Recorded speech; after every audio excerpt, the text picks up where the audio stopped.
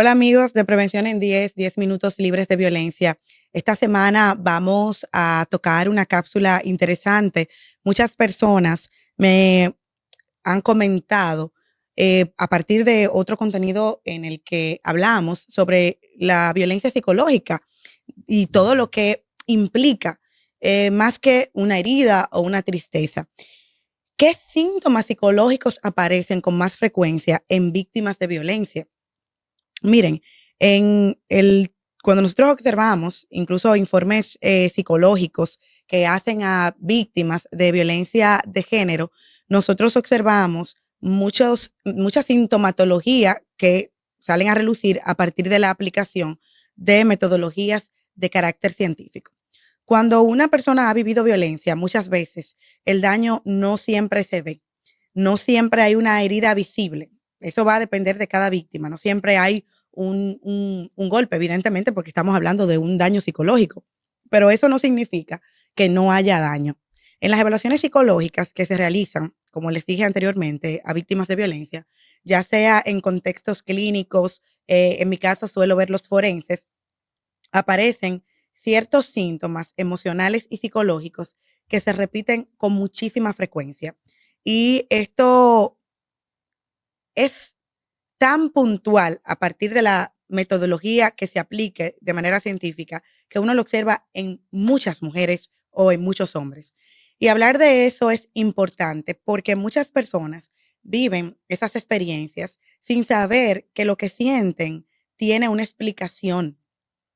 Uno de los síntomas que suelen repetirse en este tipo de informes psicológicos es la ansiedad constante. Es un síntoma muy común porque las víctimas suelen vivir en un estado de alerta permanente. Es como si el cuerpo estuviera siempre esperando que algo malo va a pasar. Es decir, recrean cómo puede repetirse la agresión que viven o las agresiones que viven de manera constante. Por eso muchas personas, cuando se evalúan psicológicamente, experimentan dificultad para relajarse, sensación de peligro constante, palpitaciones, problemas, por ejemplo, para dormir. También hay que poner atención en los pensamientos repetitivos. Sobre lo que comentamos, el cerebro aprende a mantenerse en un modo de defensa, incluso cuando la amenaza ya no está presente. Otro síntoma que es muy común es el miedo persistente. Es un síntoma que sale a relucir con la dinámica de evaluación y no es solo miedo a la persona agresora. Eso es lo que tenemos que observar. No es que yo voy a tener miedo cuando vea al agresor, sino que el miedo yo lo voy a exhibir frente a muchas situaciones cotidianas. Algunas víctimas evitan, por ejemplo, lugares, evitan conversaciones o situaciones que les recuerdan lo que han vivido. Y esto ocurre porque el cerebro intenta protegerse de cualquier cosa que pueda parecerse al trauma. Y es una dinámica natural del cerebro humano. Y cuando esa reacción tiene una función protectora, también puede afectar, pero profundamente, la vida diaria. Además de este síntoma, no podemos dejar de hablar de la baja autoestima que sale siempre en esos informes psicológicos. ¿Por qué? Porque la violencia, especialmente la violencia psicológica, suele afectar profundamente la forma en que una persona se percibe a sí misma. Entonces, muchas víctimas llegan a evaluaciones psicológicas con pensamientos que suelen, pues, estructurarse en yo no valgo lo suficiente, toda la culpa ha sido mía, yo no tengo buenos comportamientos, tal vez yo estoy exagerando constantemente.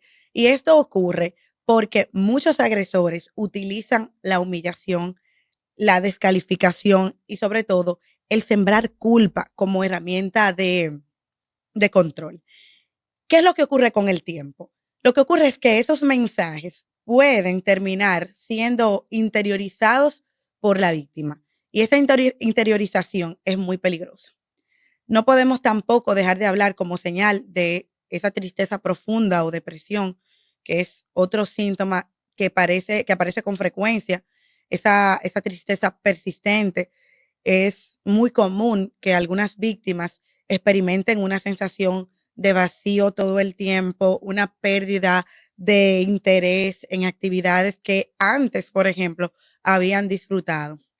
Hay un cansancio no solamente emocional, mucha gente experimenta un cansancio físico, gente que todo el tiempo está cansada, y es el impacto psicológico. Hay una dificultad también para concentrarse.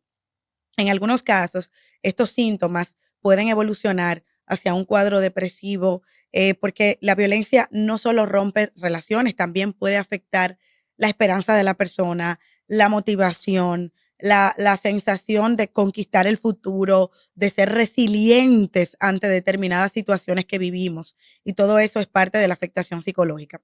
Otra señal que siempre vemos, otro síntoma que vemos en los informes psicológicos, son los sentimientos de culpa, porque muchas víctimas sienten una culpa intensa por lo que ocurre o por lo que han vivido y se preguntan si pudieron haber hecho algo diferente o si debieron irse antes o si provocaron la reacción del agresor. Pero es importante que ante todas estas sintomatologías nosotros estemos claros de que la responsabilidad de la violencia siempre pertenece a quien la ejerce, al agresor, al violento. La culpa que sienten muchas víctimas no refleja la realidad de los hechos, sino más bien el impacto psicológico del abuso. Agrego otro síntoma y es también la dificultad para confiar después de vivir violencia.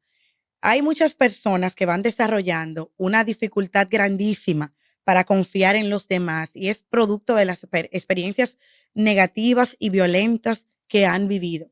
Y esto puede afectar nuevas relaciones, nuevas amistades e incluso vínculos familiares. Hay mujeres u hombres que dicen, no, yo después de esto no me vuelvo a enamorar. Las mujeres son malas todos o los hombres son malos todos. Y la experiencia de haber sido traicionado por alguien cercano puede generar una profunda sensación de desconfianza y afectar. Pero hay que reconstruir esa seguridad emocional. Hay que aprovechar tiempo y saber que no todo el mundo es malo. Hay personas que han salido de relaciones abusivas y que luego han sido bendecidas por personas que llegan con total sanidad a sus vidas. Hay otro síntoma importante y grave y es el síntoma del trauma. En algunos casos, la víctima también presenta síntomas asociados al trauma psicológico, por ejemplo, recuerdos intrusivos del hecho. Hay pesadillas, que es uno de los síntomas que pueden demostrar ese trauma. Hay reacciones intensas ante estímulos que recuerdan la violencia. Hay una sensación de revivir lo que ha ocurrido en el pasado. Estos síntomas son comunes en personas que han vivido situaciones pues altamente estresantes o traumáticas. Estos traumas son recreados una y otra vez por las personas que han estado en una relación abusiva.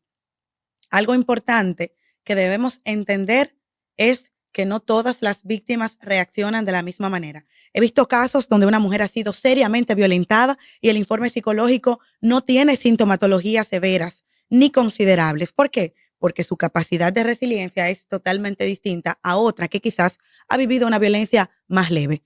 Algunas pueden mostrar muchos síntomas, otras pueden mostrar pocos síntomas, porque la base psicológica, incluso biológica, el medio social de cada persona es distinto. Algunas pueden parecer fuertes por fuera y por dentro están profundamente afectadas.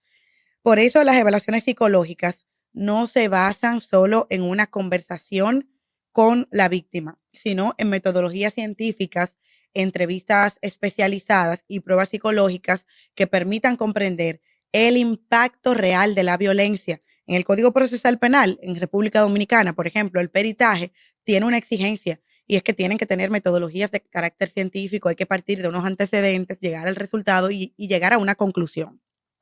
No puede ser solamente sentarse a hablar con la víctima, porque esto no tiene o no parte de una base científica.